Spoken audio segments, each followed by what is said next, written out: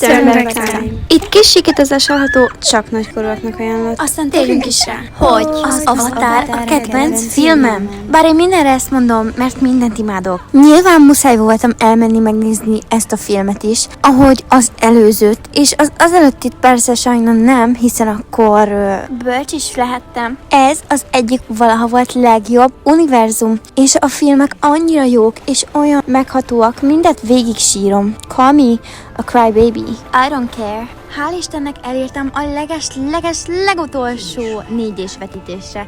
Különben tényleg lecsúsztam volna már, így is nem tudom hányszor hozták vissza, mire el tudtam menni megnézni ezt a filmet. És akkor hazajövök, és ez fogad a Fortnite-ban. Szerintetek, hogyha szeretnétek tippeket az önmegtartóztatáshoz, akkor kerestek nyugodtan, mert hogy nem vettem meg, de ez nem jelenti azt, hogy a jövőben nem fogom. Úgyhogy, hát ennyi, de azért gyönyörködjünk benne.